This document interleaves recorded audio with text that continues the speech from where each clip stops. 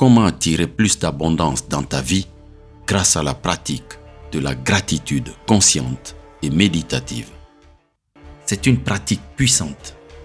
Tu ne la trouveras pas dans les livres, les audios ou les vidéos en dehors de cet enseignement, car elle m'a été dictée par mon être. Je l'utilise depuis des années et elle m'a beaucoup aidé, comme elle aide ceux à qui je l'ai recommandée. Bienvenue sur Fédéralitude, la communauté. Je suis José Bert. Si tu es ici aujourd'hui, c'est parce que tu es prêt à écouter ce que je vais te dire. Rien n'arrive par hasard. Tout a une raison et tout arrive en son temps. Avant de poursuivre, prends donc le temps de t'abonner à la chaîne afin de ne plus manquer les occasions d'apprendre pour améliorer ta vie. Imagine que dans ta famille, tous tes frères et sœurs ont une bonne situation sociale, un bon travail, une maison. Que diront les gens? Cette famille a réussi. Ils s'exclameront: quelle belle histoire! Quelques mois ou années plus tard, ces mêmes gens tombent sur une personne isolée, abandonnée, pauvre. Et il s'avère que cette personne appartient à ta famille. Que diront-ils maintenant? Ils se poseront sans doute des questions du genre: comment est-ce possible? Pourquoi abandonnent-ils leurs frères ou leurs sœurs? Pourquoi ne l'aident-ils pas? On ne pouvait pas croire un seul instant que cette grande famille pouvait être comme ça. Si ta famille était appréciée, ce sera l'occasion pour ses détracteurs de salir sa réputation. Et tu sais, les jaloux, les médisants, les médias sensations adorent déverser ce genre d'histoire dans l'espace public, dans les réseaux sociaux. À cause d'un maillon faible, cette famille deviendra un objet de raillerie. C'est la raison pour laquelle, à la Fédéralitude, nous apprécions profondément cette phrase. La force d'une communauté se mesure au bien-être du plus faible de ses membres. Être prospère et dans l'abondance est une bonne chose. Aider les autres à obtenir la même abondance est encore plus merveilleux. Si quelqu'un dit « j'aime Dieu » et qu'il haït son frère, c'est un menteur. Car celui qui n'aime pas son frère qu'il voit, comment peut-il aimer Dieu qu'il ne voit pas? A dit le grand maître de la métaphysique de l'ère du poisson dans 1 Jean chapitre 4. Ma manière à moi de réaliser la volonté du Créateur est de t'aider et d'aider chaque personne, chaque ami de cœur et d'esprit grâce à mes mots. C'est de te donner les enseignements qui t'aideront à réveiller ton potentiel pour être plus heureux et avoir une vie plus abondante. Ainsi, dans ce message en particulier, je vais te parler d'une pratique très transformatrice que je nomme la gratitude consciente et méditative. Le grand maître de la métaphysique de l'ère du poisson, Jésus le Christ, a raconté cette histoire qui est en rapport avec le principe énoncé plus haut. La force d'une communauté se mesure au bien-être du plus faible de ses membres. C'est l'histoire d'un homme qui avait 2 fils. Le plus jeune des 2 fils demanda à son père sa part d'héritage. Et il partit dans un pays lointain, où il dilapida tout son bien dans la débauche. Une famine frappa le pays, et le fils se retrouva dans une grande précarité. Il n'avait même pas de quoi se nourrir. Il fut réduit à garder les cochons pour survivre. Alors, réalisant son erreur, il décida de retourner chez son père, de lui demander pardon et de travailler chez lui comme simple serviteur. Lorsque son père le vit de loin, il fut rempli de compassion et courut à sa rencontre. Le fils confessa son erreur et se proposa d'être traité comme un serviteur. Cependant, le père ne voulait rien entendre et ordonna à ses serviteurs de lui préparer une fête pour célébrer son retour. Le fils aîné, qui avait été fidèle à son père, se mit en colère, mais le père lui expliqua qu'il fallait se réjouir car son frère perdu était revenu à la vie. Tu peux retrouver cette histoire dans le livre de Luc au chapitre 15. La force d'une communauté se mesure au bien-être du plus faible de ses membres. Justement, nous tous, en tant qu'êtres humains, avons plus ou moins les mêmes besoins. Nous avons des besoins physiologiques: manger, dormir, boire, procréer. Nous avons des besoins de sécurité, un travail qui nous procure des revenus qui nous permettent de nous soigner si on tombe malade, avoir un toit qui nous protège des intempéries. Nous ressentons un besoin d'appartenance. En tant qu'êtres sociaux, programmés pour vivre en société, nous ressentons le besoin d'appartenir à une communauté. On a aussi tous besoin d'être aimés, appréciés. Nous avons un besoin d'estime. Et enfin, nous avons un besoin de réalisation de soi. Avoir un métier épanouissant, une entreprise, atteindre la liberté financière pour certains, réaliser nos rêves. D'ailleurs, il y a un sociologue du nom d'Abraham Maslow qui a étudié ces besoins. Eh bien, lorsque tu as toutes ces choses, tu ne te poses pas de questions. Tu as simplement ces choses. Mais elles ne sont pas innées. Tu les acquiers directement ou indirectement.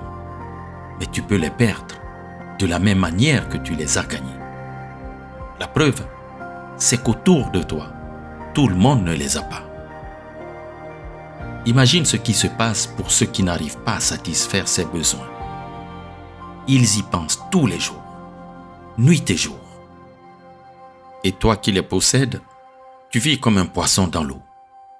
Il ne se demande pas pourquoi et comment il arrive à respirer dans l'eau. Il respire simplement.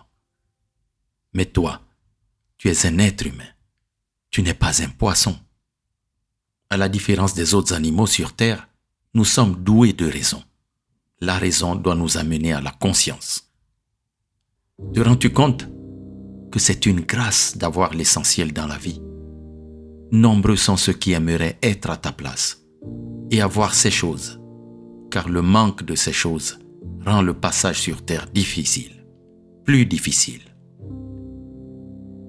Il y en a qui les ont eus et les ont perdus. Il y en a qui ont perdu leur position sociale, leur maison, leur entreprise, leur santé, leur époux ou épouse et même leur famille. Mais toi, tu les possèdes et tu ne les vois plus. Un exemple courant. Beaucoup de personnes se rendent compte de la valeur de la santé lorsqu'elles tombent malades. C'est le jour où elles perdent ce qu'elles avaient qu'elles découvrent que ces choses étaient importantes. La raison en est que nous vivons comme des robots, comme des automates. On trouve toujours qu'on n'a pas assez. On se focalise sur le manque, la pénurie. On envie ce que les autres ont. On aimerait toujours plus. Cette manière de faire nous éloigne sans cesse de la satisfaction, du bonheur et même de notre être. Non seulement on oublie ce qu'on a déjà, mais on oublie ce que nous sommes en réalité et notre véritable mission sur Terre. Tout cela constitue l'illusion de Maya.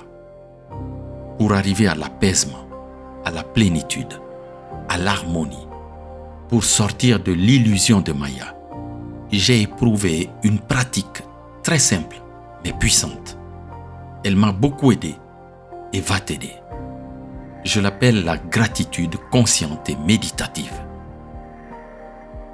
La gratitude consciente et méditative t'apprend à vivre en conscience dans tout ce que tu fais. Manger, aimer, prendre les décisions qui vont tracer ton chemin. Tout en conscience. C'est une méditation consciente, très courte, mais que tu peux effectuer plusieurs fois dans la journée.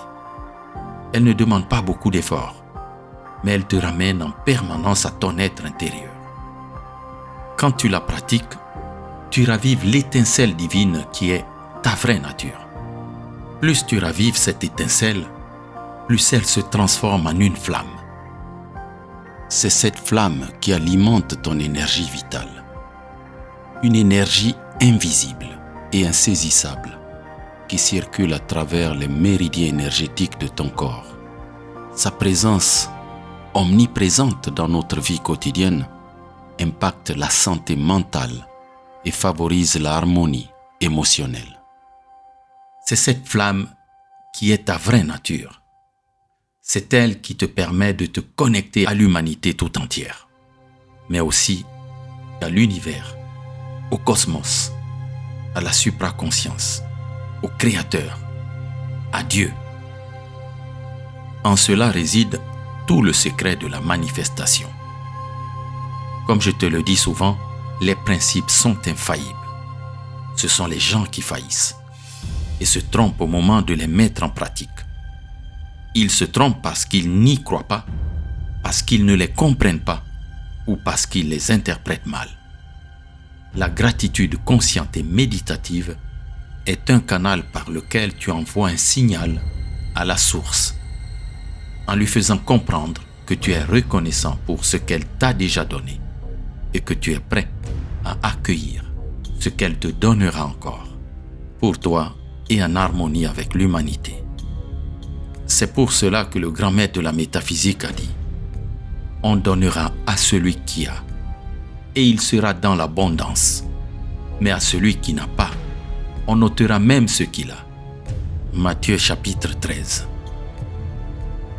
Et c'est vrai, observe bien. Dans la vie, il est plus facile pour le banquier de faire crédit pour l'achat d'une nouvelle maison à celui qui possède déjà des biens. Pour un employeur, il est plus facile de donner du travail à quelqu'un qui a déjà un travail et qui veut simplement changer d'emploi qu'à celui qui est au chômage depuis des années. Dans un marché, les clients se dirigeront presque instinctivement vers le marchand qui a le plus de clients. Sur une plateforme de vidéo comme YouTube, les gens sont plus attirés par une vidéo qui a des millions de vues que par une qui n'en a que 100. Mécaniquement, les gens se disent que s'il y a foule, c'est parce que les produits sont intéressants.